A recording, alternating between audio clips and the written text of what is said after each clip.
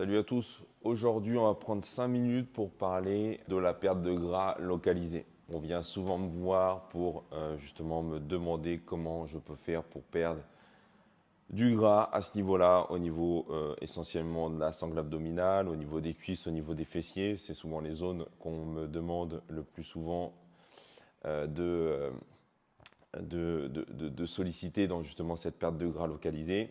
Et la question que je pose d'emblée dans 90% des cas, c'est comment tu manges? Quel est ton mode d'alimentation? Alors moi, dans mon idéal, j'attends que la personne me dise, bon, bah, je mange le matin, je mange le midi, je mange le soir, je mange de telle façon, on verra en détail après, et je m'entraîne régulièrement dans la semaine. C'est rarement ce qui se passe quand j'entends les réponses. Je me retrouve souvent avec des réponses du type je mange pas le matin, le midi je mange vite fait parce que je suis au boulot, que j'ai pas eu le temps de faire ma gamelle le soir, ou je mange pas très bien parce qu'à côté du boulot il n'y a pas des choses extraordinaires qui se passent en termes de restauration. Et le soir, bah, j'ai la dalle, j'ai les crocs, donc j'éclate tout ce qui me passe sous la main parce que il faut bien que je compense un petit peu tout ce que j'ai pas mangé le matin, le midi, et bah, je vais me retrouver à compenser ça le soir. Au niveau de l'entraînement, bah, moi je le vois bien à la salle, hein, c'est des gens qui ne sont pas forcément les plus réguliers. Encore une fois, les gens qui sont les plus réguliers sont ceux qui euh, parlent un peu moins, qui se posent un peu moins de questions, qui sont là parce qu'ils doivent être là et qui savent pourquoi ils sont là, et qui n'ont pas tendance à me poser ce genre de questions. Parce qu'ils savent que l'entraînement réalisé de manière intelligente, couplé à un mode d'alimentation intelligent, fait qu'ils n'ont pas besoin de se poser la question de savoir comment perdre du gras à ce niveau-là. Parce qu'en réalité, ce n'est pas la bonne question qu'il faut se poser. La bonne question qu'il faut se poser, c'est comment je peux faire pour optimiser ma composition corporelle, pour perdre du gras de la manière la plus efficiente possible dans une logique de globalité.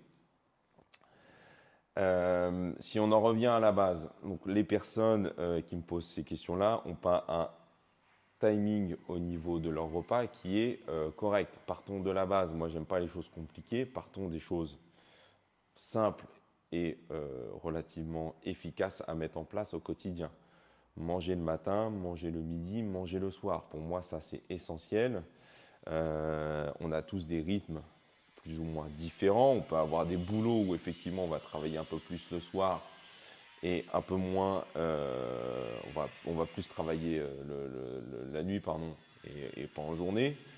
Ça peut être à des rythmes un peu particuliers, mais globalement, on a tous plus ou moins le même rythme. C'est-à-dire qu'on peut manger le matin, on peut manger le midi, on peut manger le soir. Au sein de ce timing-là, faire en sorte que je mange des repas équilibrés. Équilibrés, on sait tout ce que c'est. C'est manger des légumes, manger de la protéine, viande, poisson, œufs.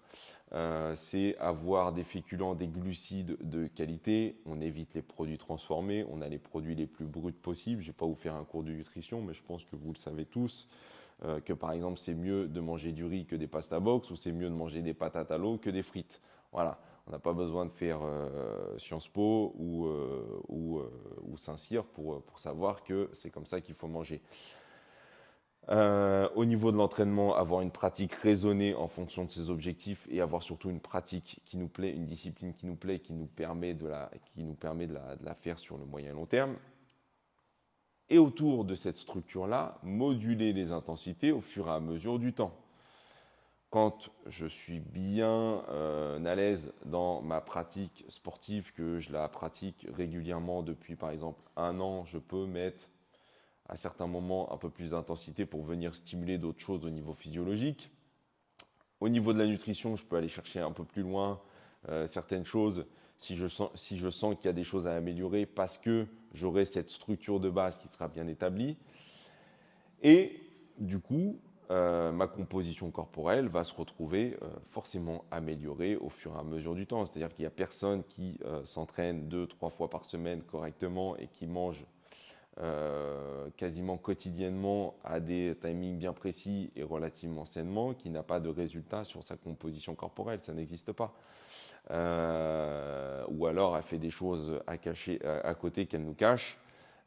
et qu'elle ne veut pas divulguer, mais la plupart du temps, si cette personne-là respecte bien cette structure-là, elle aura les résultats au niveau de la perte de gras et du coup, en conséquence, au niveau localisé sur sa perte de gras, c'est-à-dire qu'elle va moins stocker au niveau du bas du ventre, moins stocker au niveau des cuisses pour certains ou au niveau des fessiers pour d'autres. Voilà, dans une globalité, dans une logique à moyen et long terme où on cherche à progresser, la perte de gras, si on fait des choses justement structurées et correctes, ne s'accumulera pas et du coup, j'aurai pas les questions de me dire, enfin, j'aurais pas la question à me poser de savoir si comment je peux faire pour perdre du gras juste à ce niveau-là. Je sais très bien que ça rentre dans un processus global et un processus de justement longévité. Donc quand j'ai ce genre de questions, voilà, je cherche toujours un peu à titiller la personne pour savoir voilà, quel est son mode de fonctionnement. En réalité, je m'en doute un petit peu. Et je lui fais du coup se poser à elle des questions pour justement corriger le tir. Quand on me propose des idées complètement farfelues qui vont dans des directions obscures, je tombe toujours un peu des nues. C'est-à-dire que quand on me dit, par exemple, parce que j'ai mangé trop gras la veille, je saute 1 ou 2 repas le lendemain pour compenser, c'est pas la bonne solution. Quand j'essaie de compenser mes écarts quotidiens, hebdomadaires au niveau de l'alimentation en faisant plus de sport sur 2 à 3 semaines, c'est pas non plus la bonne solution. Le corps comprend pas et vous mettez une surintensité pendant un laps de temps relativement court. Le corps, il va pas capter ce qui se passe, il va pas accepter ça et vous allez soit vous blesser, soit être complètement fatigué, justement parce que vous avez un dérèglement physiologique qui s'est effectué avec vos variations intempestives au niveau de l'alimentation et de l'entraînement. Ça peut pas bien ça peut pas bien se passer, ça peut pas bien fonctionner. Donc, ayez toujours dans votre tête une logique à moyen et long terme. La perte de gras localisée, ce n'est que la conséquence d'une perte de gras et d'une composition corporelle efficiente. Et ça passe par une bonne structure de repas. Manger déjà pendant suffisamment de temps, matin, midi, soir, des repas équilibrés, comme on l'a indiqué précédemment, et s'entraîner correctement dans une discipline qui nous plaît et qui nous permet de la garder sur le moyen et long terme et au fur et à mesure du temps qui va nous permettre justement de mettre de l'intensité pour venir stimuler d'autres choses et encore chercher à progresser au niveau physique, au niveau athlétique, au niveau de sa performance, etc. etc. Donc voilà, c'est vraiment ça le sens de cette vidéo, c'est vous faire comprendre que la perte de gras localisée n'existe quasiment pas, c'est quelque chose de très on ne peut pas vraiment aller la chercher, c'est-à-dire que il y a certaines personnes qui vont dire qu'ils vont y arriver, mais ils ont déjà un niveau d'entraînement qui est relativement haut, un niveau de compréhension de leur propre corps qui est relativement haut, et ils arrivent à venir stimuler des zones pour perdre un petit peu localement parce qu'ils ont déjà un niveau bien plus élevé que la normale.